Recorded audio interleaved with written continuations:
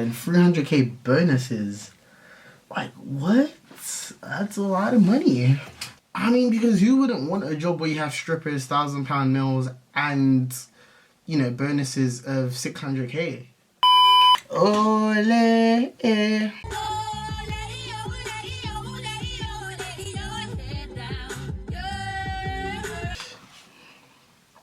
Alrighty.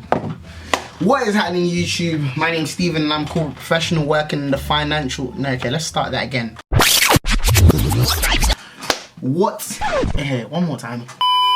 What is happening, YouTube? My name is Steven and I'm a corporate professional working in the financial services industry.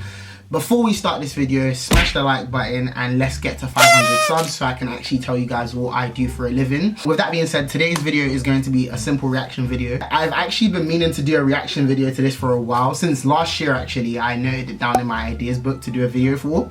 Due to me being very unserious and not taking YouTube as seriously as I should, I haven't got around to it and I'm really annoyed because I just saw Sally Sane do it and I'm just like, no, I want to jump on the bandwagon. So I'll be reacting to the ex-banker who was binging on cocaine 13 to 20 years ago in the city. So here goes nothing. With about 100 other bankers, and there were this semicircle of plastic chairs, and we all sat there, all men, and then these two... First of all, I think it just looks mad creepy, like how they gave bro a mask. Obviously, he doesn't want to be identified as the banker that was essentially going on cocaine binges like way back when. But yeah, the mask just makes it look really sinister. And then obviously you throw in the music and it just like looks mad dark. Women took out an assortment of marital aids and just proceeded to have sex with each other while people were doing coke and people were watching. Whoa. Like... I was an investment banker for 12 years between 1996 and 2008. That's when I was born, 1996.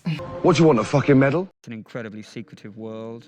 No one really seems to understand it. I thought it was about time someone explained what really happens.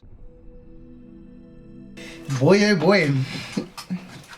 I had been to a decent university. I could also bullshit with the best of them, and that is an important aspect of any job in the city. I hear bro on the bullshitting side of things because yo, some people are really good at blagging their way through certain things and you just have to look at some people like, how did you even get here? Like bro, like what? Like, so yeah, I hear bro on that side of things. Also, this guy is really well spoken. I'm actually interested to know what he does now. I don't know if like they scripted it or anything or there's like a teleprompter, but he's very like, you know, word for word. I couldn't believe the amount of money I was earning. Within about 4 years, I was earning 120 and my bonuses were getting up to 300. And then by the end... Imagine coming out of uni after 4 years and earning 120.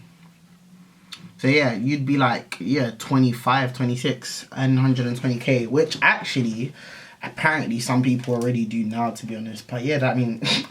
I'm actually going to be 25 this year and I'm not earning up to 120k, but that's wild. And 300k bonuses. Like, what? That's a lot of money. At the end of it, I was over 600. The money is ridiculous. I mean, the justifications for the money have always been things like, oh, it's stressful. Well, this wasn't as stressful as a teacher's job. Oh, it's dangerous or risky. It's not as risky as being in the army. I always felt a little bit guilty.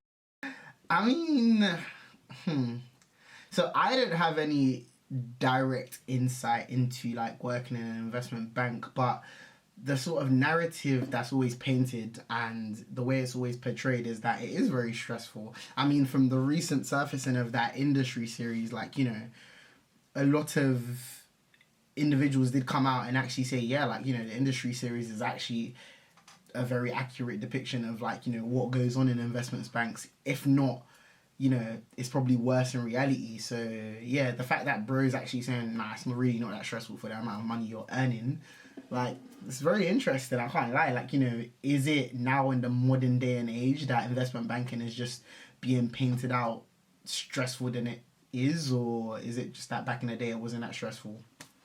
Like, who knows? Like, about it, like, why the hell are these people spending so much money on me when all I'm doing is pushing around bits of paper? It was a source of continual bafflement. I'll definitely say, like, bro, I'm not gonna lie, if you felt guilty about it, like, like cut from the job, really and truly. Because the thing is, like, the way I see it, like, you know, you've spent the best part of 3 years, like, securing a degree and paying debt and, you know, sort of studying. So, really and truly, if you manage to secure a role where they're paying you a lot, in my opinion, like, you deserve that, period. And if you feel some type of way, don't be in that role. And I definitely think, I don't know, this is me just speculating as well.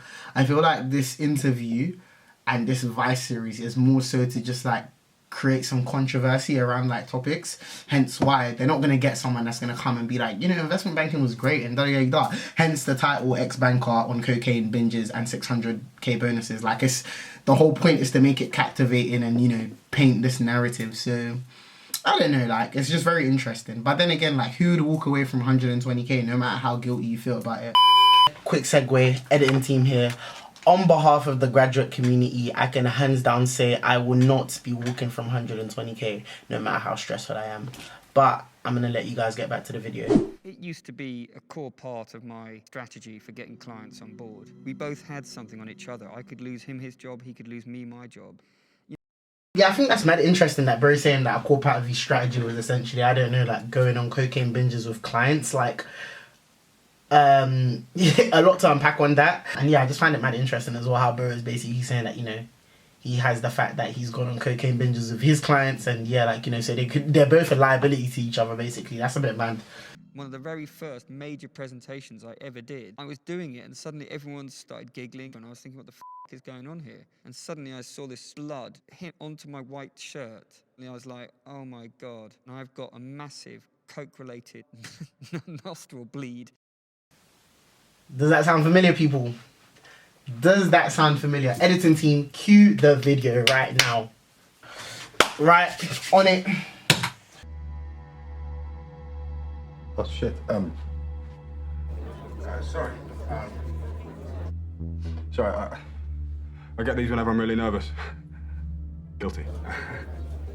Hey. Oh, thank you. Thanks. Guys, like, did industry take this scene out of the motivation of this, or did they do, I don't know, like, what there needs to be some explanations. Like, what's going on here? Like, what's really going on? It's the perfect job for a psychopath. If you look at what psychopaths are, and I'm not talking about Hannibal Lecter here, I'm talking about actual, normal, everyday psychopaths. They are actual everyday normal psychopaths. Okay, the role of an investment banker helps companies and governments raise capital by issuing stock or borrowing money. They also act as advisors and go between on mergers and acquisitions. Okay. Then we look at the definition of a psychopath. A mentally unstable person, especially a person having an egocentric and antisocial personality, marked by a lack of remorse of one's actions and absence of empathy for others, and often criminal tendencies. I don't know, I just can't really link the correlation between being a psychopath and, you know, the standard definition of what an investment banker actually does. Like, or else I'm missing something. Like, I really don't know. Like, it doesn't seem like to me, if you're, you know, advising on capital raising and mergers and acquisitions, that, you know, you're a mentally unstable person with antisocial personality. I actually think you'd probably have to be the opposite of antisocial if you're going to be engaging with so many parties on mergers and acquisitions and capital raising. Like, the whole essence of capital raising is being flippant social and engaging with investors to raise capital for companies. So I don't know, the fact that you are described as a psychopath if you're an investment banker is a bit wild in my opinion. But and often criminal tendencies, I don't know, maybe back in that day, to be honest, like pre-2007, the regulatory landscape was not as stringent as it is now. So I feel like maybe they may have been room for criminal tendencies, whereas like now, like, yeah, everything is so like tightly knit in terms of regulation in banking and just across the financial services industry. So I think maybe that aspect of things may fall into scope, but still, I think it's a reach. they'll just game the system to make a fast buck. And unless they really sort out regulation, it will always be the case. I was playing... I definitely feel like regulation is a lot more developed, like especially since the crisis, and even now, like till this day, like one of the reasons why you're probably seeing an uprise in a lot of like compliance related roles and stuff like that is due to the like heavily regulated landscape in the financial services industry and across like, you know, corporate industries as well. I'm sure there are like legislations that are being released every day on the energy side of things, or like, you know, the car industry, for example. But then you have the emergence of like new financial assets like crypto that essentially like, you know, increase this risk, and plus like, you know, technology just evolving as well. So yeah, so it's a very interesting dynamic really when you actually think about it. I was on the side of corporations who didn't give a shit about their workforce, but just gave a shit about their quarterly earnings figures. Anyways, you know, I used to tell young kids about what a terrible job banking was, and then when I described it, strippers, £1,000 meals, cocaine, bonuses of £500,000-600,000, they were like, tell me how I get this job. First of all, who's spending £1,000 on meals? Like, I do not care how much of a million I am, I will not be spending £1,000 on a meal. But honestly, no, I think it depends on like your values and what you are essentially looking for in a job. But it just depends on your motivations, to be honest, like really and truly. I wouldn't knock people that go into a career for, you know, the lifestyle they can achieve from that career. Each to their own. Do you know what I mean? Each to their own.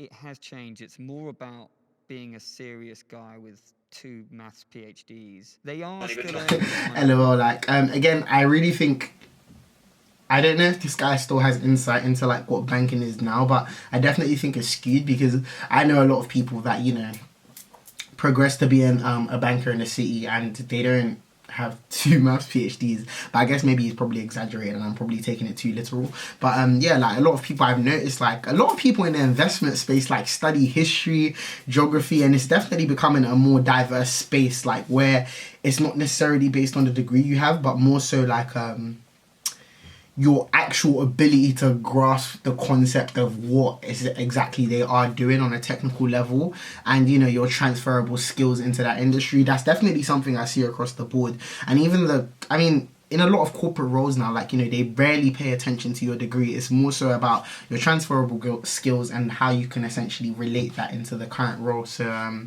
yeah, it's very interesting. I think on my deathbed, that particular phase in my life, I will not be very proud of. I sold my soul to the devil, basically. But I did get a good price for it. LOL, bro said I sold my soul to the devil, but I got a good price for it. What a way to end it. Yeah, that concludes today's video. If you like this video, please like, comment, share, and subscribe. Turn on post notifications so you don't miss a thing. And I will catch you guys in the next one. Deuces.